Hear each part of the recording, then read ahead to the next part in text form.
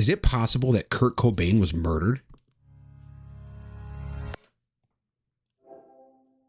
So there is a story breaking today. I just saw this. I was actually going to talk about something else today, and I got home and found out that there was a story going around from a group of forensic examiners that are trying to say that Kurt Cobain, now in case you don't know who Kurt Cobain is, he was the lead singer of Nirvana back in the 90s. At the age of 27, he, according to the official cause, was killed by suicide by a self-inflicted gunshot wound, shotgun, actually, as a matter of fact. So these gentlemen are saying that the evidence that they have compiled when investigating the scene and the autopsy reports, as well as the evidence that police found on the scene, that Kurt Cobain may have actually been murdered. Now, I'm not going to give a whole lot of gory details. I will say, though, that there is a document. I'm going to link to it in the description here on YouTube. But there is a document here, and it goes into a lot of detail. I'm not going to show too much on here because there's some pretty graphic imagery on here, so I'm not going to show that. But I will link to it. So if you want to go check it out, go ahead. Essentially what they're saying, I'm gonna give the quick and dirty version of this. I don't want to, like I said, I don't want to get anything that's going to get me either blocked or demonetized or shut down on Facebook, or on YouTube. Essentially what they're saying is that he had, at the time of death, 10 times the deadly limit, or the deadly amount, 10 times the deadly dose of heroin in his system. They had found blood in his eyes and blood or necrosis of brain tissue indicative of overdose, not damage from a gunshot wound. Additionally, there are blood splatters on the gun that indicate that the gun was fired from a normal shooting position, meaning the trigger's down. So the trigger would have been down as he reached down. But if you're committing suicide, you flip the gun over and the trigger's kind of facing up. But the blood splatter indicates that that was facing down, and also where the scarring is from the discharge soot on the gun. Also, the angle that the bullet shot into his head was not an angle that you can generally see from a self-inflicted gunshot wound. So like those are the important pieces of evidence. There's other anecdotal stuff in there about how the death note was printed, how it was stabbed onto a plant, how there were receipts. Some of the stuff I've never heard before, that there was a receipt for the gun in his pocket and a receipt for the bullets in his pocket, and that he had lined the bullets up, or somebody had lined the bullets up on the floor by his foot.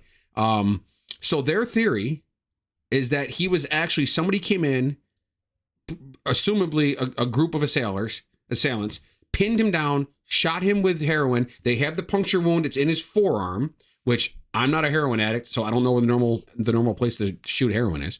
But it was in his forearm. And then they're saying that as he was dying from the lethal amount of heroin, that they put a gun in his mouth, blew his brains out, and then turned it and made the whole scene look like a suicide. I don't know. They've submitted their findings to the medical examiner in King County near Seattle, and to the Seattle Police Department that investigated his death initially, and they have both said that there's no evidence there that indicates enough of a need for them to reopen the case. But it's on the internet right now. It's news out there. So I said from the beginning, I don't want this to be about politics all the time. I want to talk about things that are in the news to give my take. I do know, Kurt Cobain's a member of the 27 Club. If you don't know what that is, go look it up. There are an unusual number of music artists that have died at the age of 27 from different causes.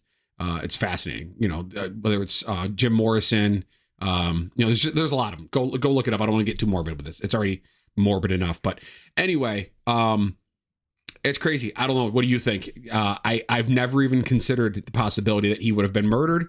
I find it fascinating. I certainly think that it's worthy of being investigated further if there's enough cause to create doubt. I mean, I read through the document. Go read the document again.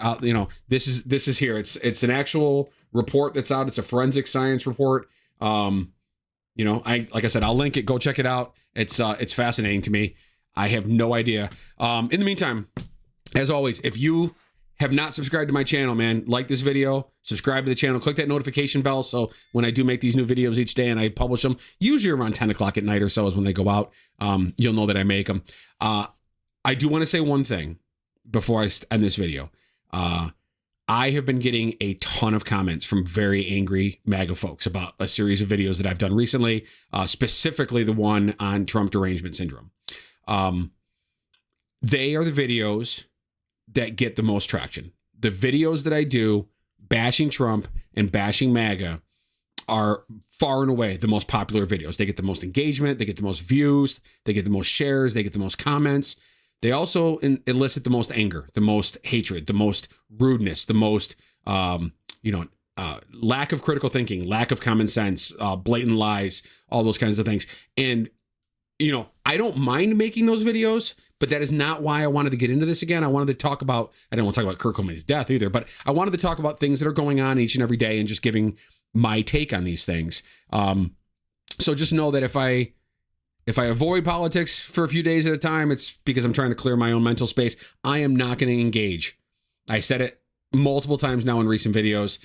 If I see something worth replying to a comment on, I will, but for the most of it, I'm just going to ignore it. If you are going to come on there and spout conspiracy theories and regurgitate Fox News, OAN, and Newsmax talking points, you're not going to get any time from me at all. I'm just not going to. I do not need to tolerate it. I don't need to engage it. You are helping me. Feel free to comment because your comments help the algorithm think that what I'm saying is important. So I do appreciate that, but I am not going to engage in all that.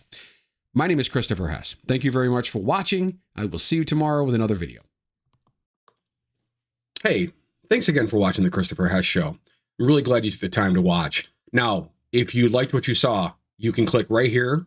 This will help you subscribe to my channel, or you can click over here for a video that YouTube thinks is one you would like to watch.